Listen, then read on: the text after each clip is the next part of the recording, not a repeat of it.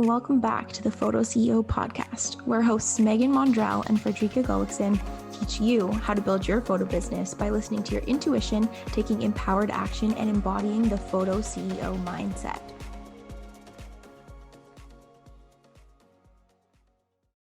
Welcome back to the PhotoCEO podcast. I'm Megan, and I'm here with my business partner. Let me start over. I love that. I got stuck in that once too. Hey guys, my name's Frederica or Ricky or Ricka, and I am Megan's business partner. That is all. We are going to use this intro. Every time I do an intro, it's just like, okay. Welcome back to the PhotoCEO podcast. I'm Megan. I'm here with my business partner, Frederica. And today we're going to talk on how to step away from the status quo in the photo industry. So we're going to begin talking about some of the stories that we told ourselves when we first started and what things we thought that we had to do as a photographer. Oh God, that's a big topic. Why Sure did you come up with this? No, I'm just kidding. It's a joke because I'm the one who came up with this topic. Anyways, the thoughts and stories that I used to tell myself when I was just starting out. And even now, it's like,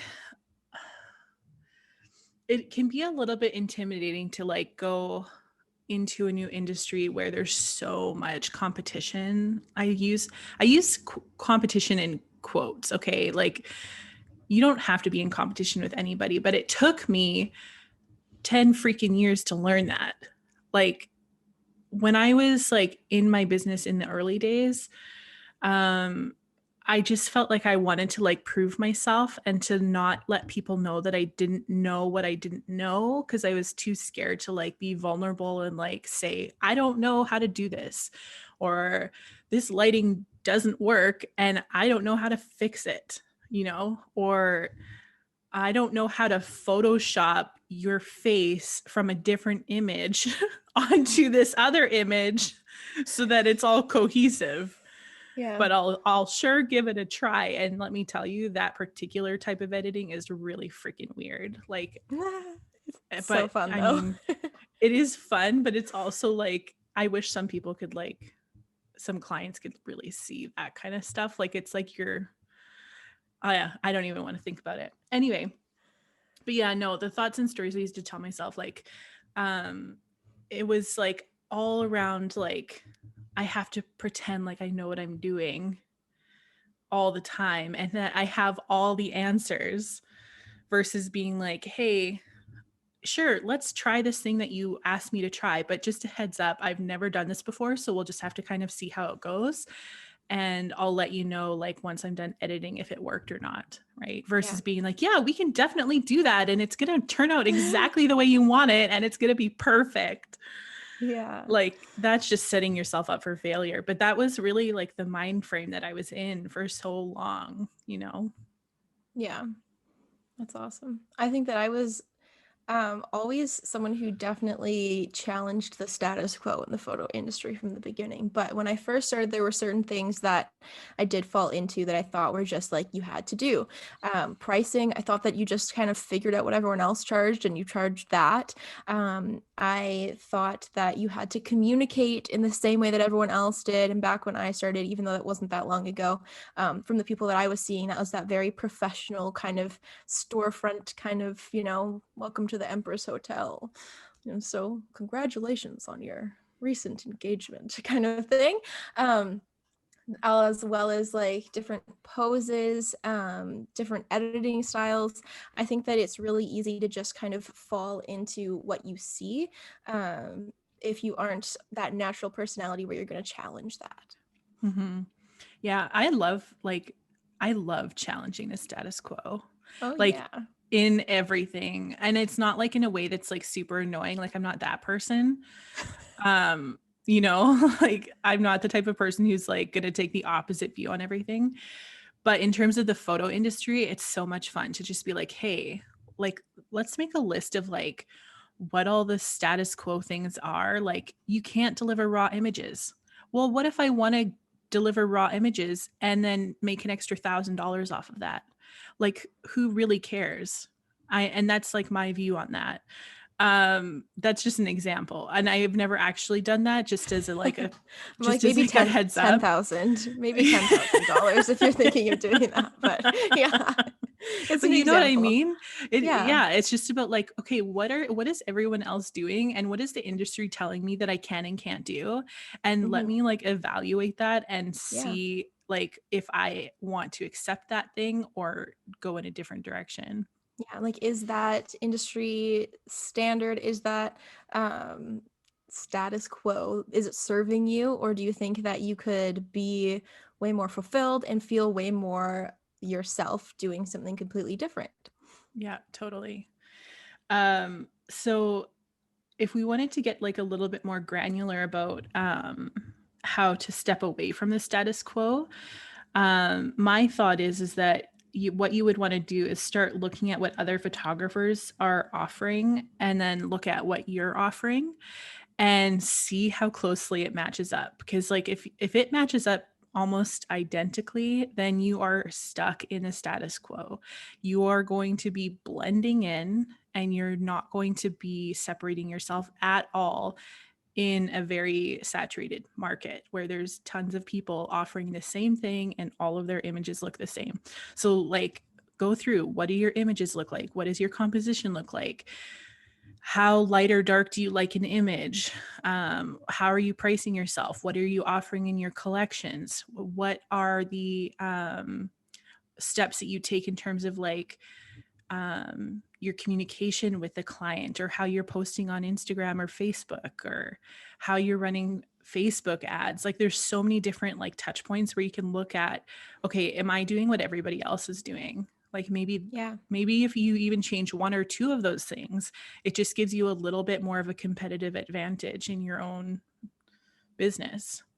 Yeah, and I was just going to mention that because if you're anything like me, you would look at that and say, "Oh my gosh, okay, I'm going to create something completely different.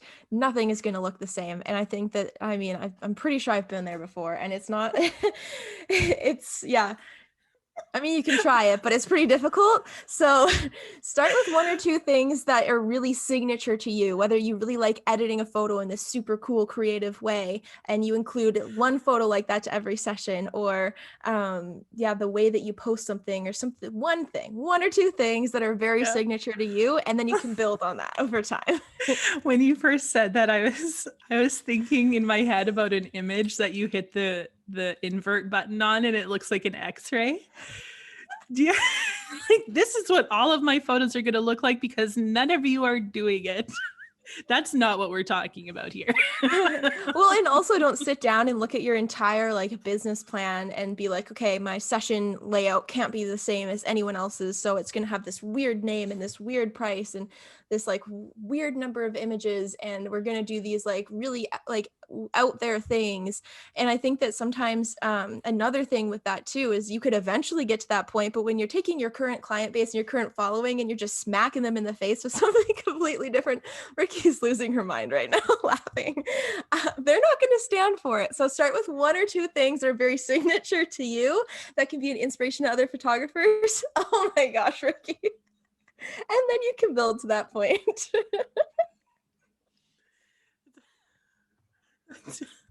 That's great advice. It really is. Listen to what Megan is saying. I'm just laughing because of I love the extreme conversation of like doing everything so different that you just like It needs to be said because if there are any me's, this is where I would take it. I feel like this is not talked about enough on podcasts. You can overdo things. Sometimes I do. you can definitely overdo things like I'm doing right now with like this laughter. I think it's like the coffee kicking in.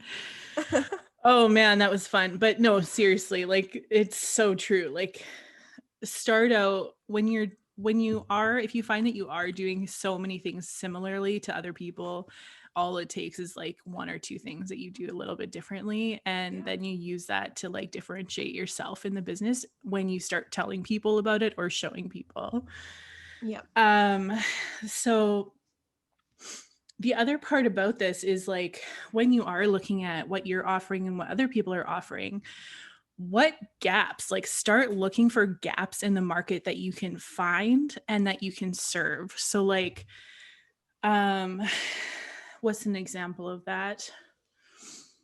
Maybe I think that some maybe there's like a gap photographers, in like maybe there's like a gap in pet photography or something like that, or yeah, like landscape photography or product photography. Like maybe all the people that you're surrounding yourself with are just like people portrait photographers. Well, what if you also started doing product shots for businesses? You know, there's yeah. ways to like really explore different avenues of photography. I think that some examples of this recently have been things like the adventure session, when people book sessions for all day and you go on this long hike and get photos.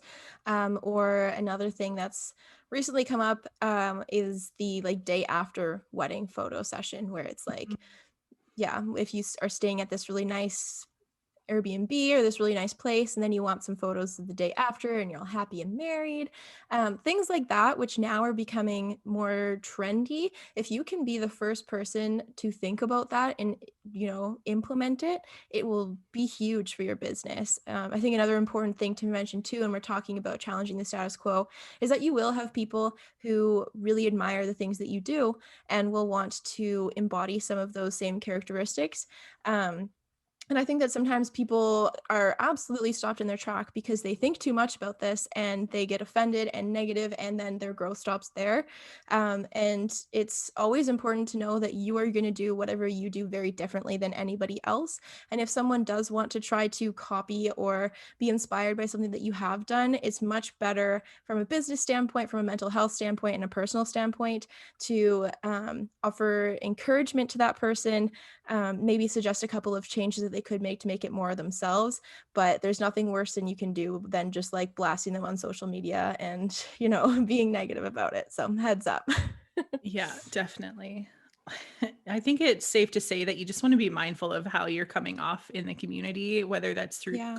like with your clients or with your peers in the industry. Cause, and we've said this like a number of times already, like your reputation matters in this Mhm. business. And because like I, this is going to sound harsh, but you are replaceable in this business. And if you are not, if you don't have a good reputation, eventually that's going to catch up with you and people are just going to stop working with you. Yeah. And And that's just the reality.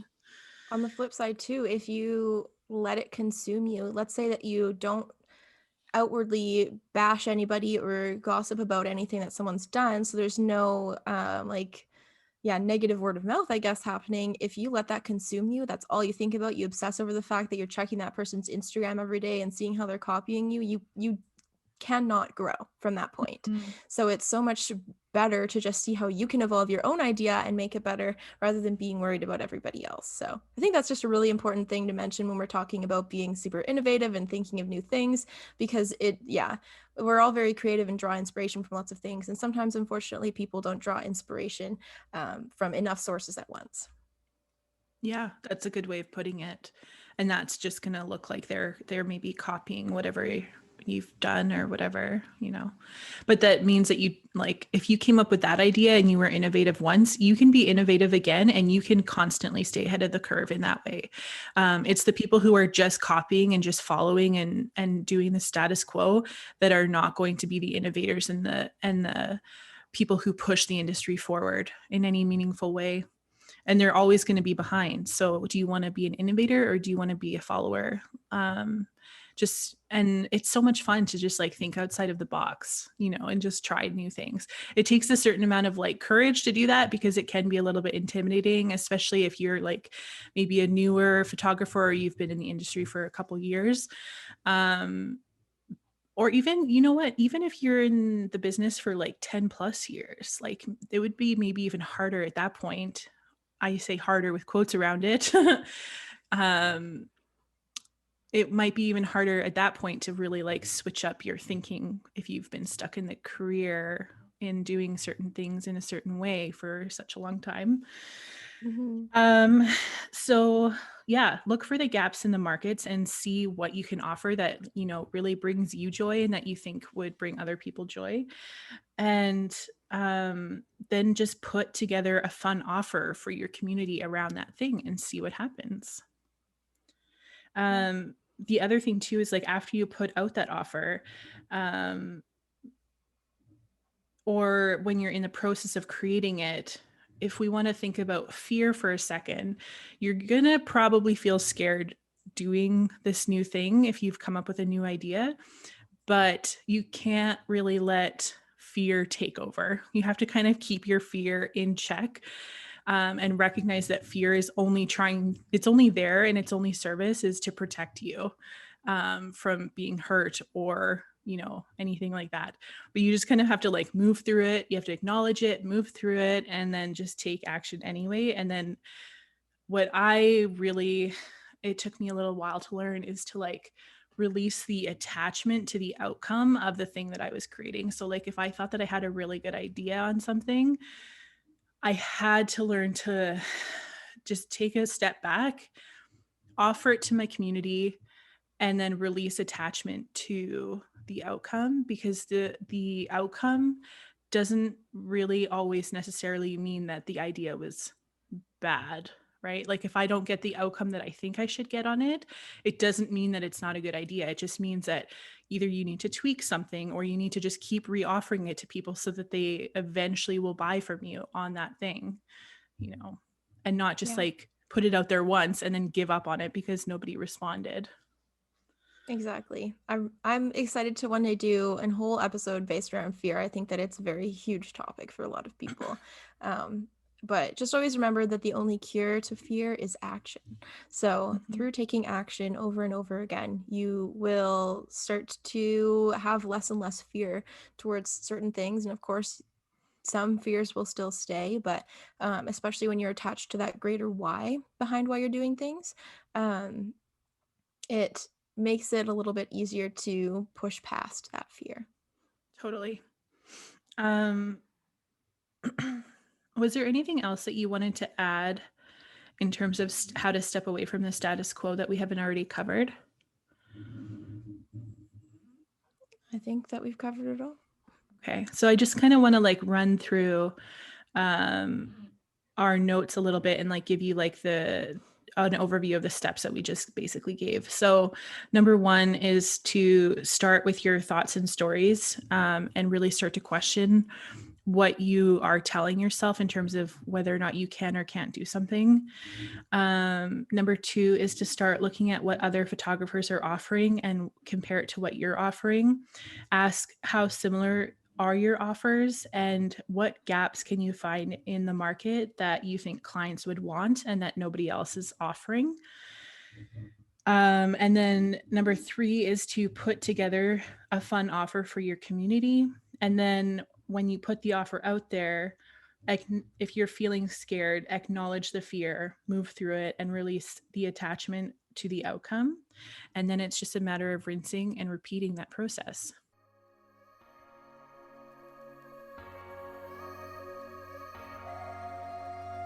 Thanks for listening to the PhotoCEO podcast with your hosts, Frederica and Megan. We hope you enjoyed your deep dive into these tips and tricks on how to transform from photographer to PhotoCEO. If you liked this episode and want to learn more, we are hosting a free PhotoCEO Masterclass on May 5th and 6th, 2021. We will be giving you tons of powerful and heart-centered content that will help you feel more in control of your photo business, book more clients, and claim the financial freedom and fulfillment you've been seeking in your photo business. If you want to kickstart your journey as a photo CEO, go to photobusinessdesign.com/masterclass to sign up. That's photobusinessdesign.com/masterclass. We look forward to seeing you there, and until next time, have a great week in your photo business.